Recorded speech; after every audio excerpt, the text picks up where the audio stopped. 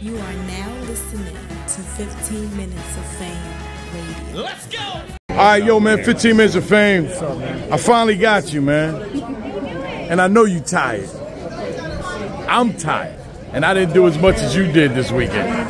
3-day weekend. Babysitting 56 battles, bro. And probably a few hundred fans, too, so. How you feeling, though, man? I know you're tired, but how you feeling about the event? I look like I don't got no facial expression. I'm still happy on the inside. I can't believe we made this happen, man. Yeah. It's a magical feeling. What the reaction I'm getting from everybody seeing all these faces, man. I think I was supposed to be the guy that steps up and does this, and I sacrificed a lot for it to happen, bro. Yeah. A lot, but like the last 3 months have been crazy. Like, leading up to this last 2 weeks, and me having the biggest battle on this fucking card. And it was so fire. You and Easy was I don't even know incredible. how I remembered all that shit. Yeah, considering what you had to go through and didn't remember your 3 rounds. I did. And no glitches. No. No glitches. No. How was that battling Easy, man? It was crazy, man. I thought, I was guessing like he was gonna adapt more, but then I was also thinking he'll probably just do what he does. Mm-hmm. You know what I mean? So he kind of just did what he always did. You know what I mean? People liked it; they fucked with it. I feel like he didn't cater as much that I thought he would. I thought he was gonna be changing his shit up, doing like multis. He freestyled a little bit. The mid round too. They so weak, they so you. Like, no shit, dickhead. Yeah, that was mid round, so that was really crazy. fire. The whole event, bro, like we had one no-show in 3 days, and it was one of the day 0 battles, and it was just like over like big miscommunication, all that. We're gonna rebook it. Right. Besides that, I can't believe it. Like 55 motherfuckers showed up. 55 Street. 55th. Bastard. We had 55 battlers, and one of them was Crit, man. How tough was the battle with Easy? Like, was he one of your toughest battles? No, not at all, bro. If you want me to be honest, because now that it's over, I'm gonna be real with you.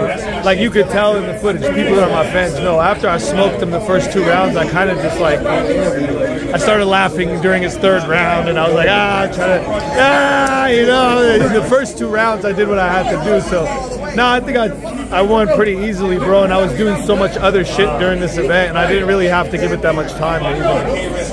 Yeah, I mean, was it competitive? It was very competitive. It was very competitive energy-wise. Okay. His energy was fucking crazy. At one point, I realized he yells louder than I do. I did. He was like fucking my ear up. Like he was like, it was like a goddamn like decibel above what's comfortable. Right. You know what I mean? Like he was yelling really loud, man. If you hear people saying he beat you 2-1, how would you react? I mean, I to think that? that's like echo chamber shit, man. You know what I'm saying? Like I already know, like, our style of battle rap is different. You know, it's the original style of battle rap. That style that he does is kind of a niche that was created as like a more digestible thing for everybody and the less talented people that could do it. Like it's cookie cutter, you know what I'm saying? Like talking about yourself and just, and a lot of these fans are gonna get mad hearing this, but it's the truth. From a technical standpoint, that's what battle rap has always been. And it's not really there. When you break down the ratings, it's already on Rap Genius. I mean, on paper, it's a massacre in my opinion, but he made it close. It's like the structure of shit. Even if you look at my beginning part, you know what rhymes with easy to blog Captain. Like after that, when I said tag this on IG with a long caption, fuck easy to block Captain, they'll find his body wrapped in sheets deep in a log cabin, squeezing the Glock, his skull opens, releasing his thoughts. Then I'll peek through his top like I'm heating up top ramen. You see all those? He can't. Like there's a technical aspect to it, bro, that it's not there. But he has the, you know, the performance thing. Everybody fucks with it. It's like he's good enough to stand there with somebody like me. Yeah. But like the whole best in the world shit, you know, what world? You know what I mean? Like you're in America. You know what I'm saying? To be the best of the world, you got to go out in the world, man. Like countries that people know me, they don't know who he is. You know what I'm saying? Like people were hitting me up about this, like, who the fuck is this guy you're battling? Like a lot of my fans didn't know who he was the block captain. A lot of them. They're like, who the fuck is this? They do now, thanks to you. For sure. And his fans know who I am too, because I feel like his fans are a lot of new fans. They're not even like real battle fans that have been around for long. Him himself, he started in like 2013. That's after I battled Cannabis. Like, you wasn't even battling when I battled Cannabis, so like your fans are gonna be new too. You know what I'm saying? So like, I know that echo chamber shit. Like, that's what they like. They gonna always think that he won. But you gotta understand that battle rap is direct. You can't come to a battle and do your third round talking about yourself and win. You can't do that when someone's dissecting you and telling you shit about That's what battle is and about. Also, the NDA shit is real as fuck. I'll leak that shit if he gonna go around saying it's not. You know what I'm saying? Because the shit I said about ARP too, like, it's all real shit. I don't gotta clarify or talk about it anymore. I addressed it already. That's what it fucking was. People could choose to believe his side of the story or not. I don't make up stories just to earn brownie points in battles. Matter of fact, I held shit back. I still honored the NDA to a certain extent. You know what I'm saying? Because I could have really told what the fuck I know. Motherfuckers know what I'm talking about. So you could actually say there was an NDA? Of course. He made me sign it. And you can't talk about opinions, beliefs, like all types of shit. Spouse, kids, which just, you know, takes out his ex, you know, all that, like that's in there. Like, everything is calculated that's in it. You know what I'm saying? So like all that is bullshit. You know what I mean? Like, business partners. I can't talk about Remy. But it's not spelled out in the NDA. You can't talk about Remy Ma. But it's like business partners. I see you. Did it alter the way you had to prepare for this battle? Because if people are going to be okay with NDAs being in battle rap and normalize that, then that's the death of this fucking culture. And that's why I did that. I had all types of other shit to say to them, but I sacrificed that part for that. And I don't even deliver it right, to be honest with you. I give that to me having to do this whole event, because by the time I got to my third, I was fatigued. You could see in the third, if I re-spit that ending to you, it's gonna sound different. I didn't have wind.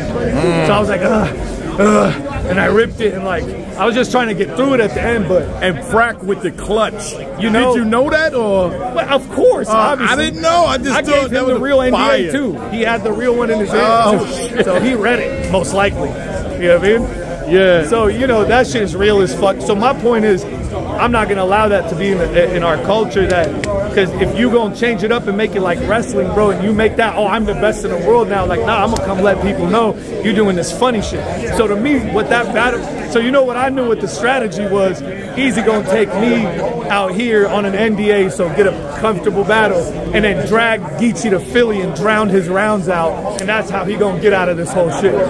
But you know, I kicked his ass, and they can think what they want, you know what I mean? I'm done being humble, because it's just the truth. I'm always too humble. I was nice to the guy in the third round because he already lost.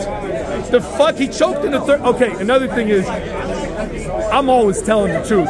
He can choose to lie if he wants. He already told Reed or a couple of people. He might have told Rex too. He choked in the second round, took his second round, the ending, put it all in the third. So had a monolithic 4 or 5 minute third in a 90-minute, 2-minute cutoff battle.